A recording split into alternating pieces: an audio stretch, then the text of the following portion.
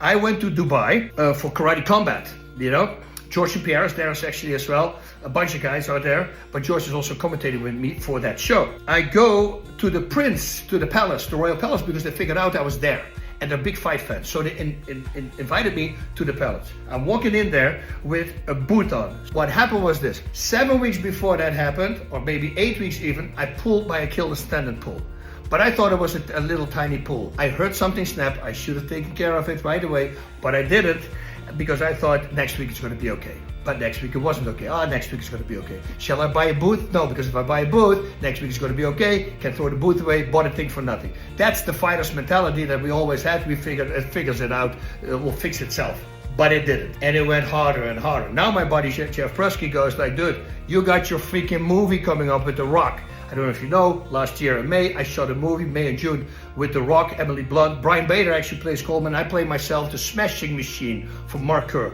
The Rock, Dwayne Johnson, is playing Mark Kerr. I'm his coach. But needless to say, I need to be physical in the movie. And I got this freaking Achilles tendon there. So he says, do an MRI. I got an MRI, 50% Achilles tendon pull. Bad. So I'm walking into the palace. And the prince goes, what is that? I said, it's a 50% Achilles tendon pull. He goes, don't worry about it, we'll fix that for you. And then he keeps talking about something else. Did he just tell me that he could fix this thing? That would be weird. But do I ask him? I mean, it's the prince, right? I don't want to overstep. I'm not going to ask anything anymore. So I let it go. But then the day of the fight, in the morning I had a phone call, and somebody says, hey, you're going to stay a day longer because the doctor wants to meet you tomorrow. The doctor from the prince. Cool. So I rebooked my flight and I stayed there. So after the show I go there, they did a blood transfusion. Started with that. In front of a machine, blood goes into the machine, it gets ozoned, it gets filtered out, all crap is pulled out, and then dark blood goes in the machine, the light blood comes out and it goes in this arm. So it's like, it's filtering. And there's this little container on the bottom that holds all the crap that comes out of it. It's like a really weird, clear crap. I don't know what it is. But almost plasticky like, and bubbly like. And I say, oh, you're going to need a bigger container. And he starts laughing. He says, no, because that's literally going to fill up 10% or something. Don't worry about it. But I said, you watch. With me, it's always crazy. And it was like 35%. They go like, dude, you got a lot of crap in there. So I felt like a maniac. I felt really good, energized. Everything was good. He says, okay, Dr. Sammy Masri. That's his name. Dr. Sammy Masri. And I believe it's lifespanmats.com. lifespanmats.com. If you ever go to Dubai, you have a bad injury, go to that place. If you're ever in America, I will come to Texas, go to Waste to Well. All right, those two for me are the top of the pyramid, of the food chain. Really good. So Dr. Sammy Masri, he tells me, okay, this is going to hurt. We're going to inject exosomes in you. I go, exosomes, what is that? And he explained it, but I already forgot because he lost me at the moment. He said, you're going to get hurt because I don't know what he's going to do. But then he said, because I'm going to inject it straight into the tendon. I go, okay, that's going to be okay. And he goes, why? I've been in pain for the last 7 weeks, like insane pain. So I don't think that's going to be more pain. And sure enough, he was injecting. He says, how does it feel? I go, what? He says, you're doing it. He goes, yeah, I already did the first one. I go, great, I don't feel it. He says, man, your pain tolerance. Here I go again. Man, your pain tolerance. I go, doctor, you have no idea. I'm not a big pain guy. I don't love pain, but I've been in extreme pain for the last 7 weeks. So compared to that, it's nothing. This is nothing.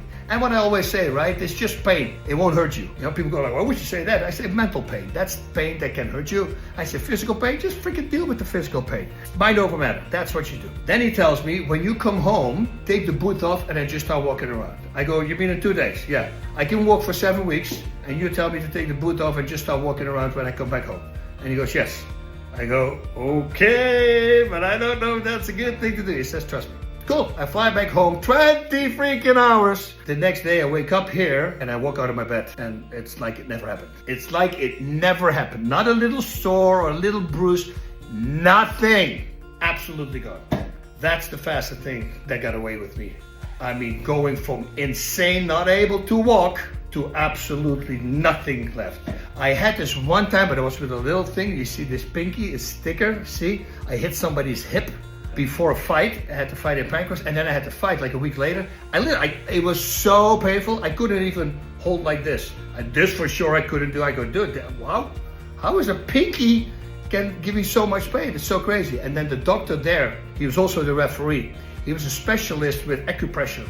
And since he's the referee, I said, Doc, can you please look? So he goes and he presses here. I go, oh shit, oh shit, oh go. Second time, I go, okay, not bad. And he does it like 4 times, and he wipes it off. and says, feel now. And I go, completely gone. So those are the only two things that I had in my life. With the Achilles tendon pull being 50% torn and then go away, that is magic to me. And the other one was just because the doctor knows exactly how to stop the pain nerves from going to that knuckle, I guess.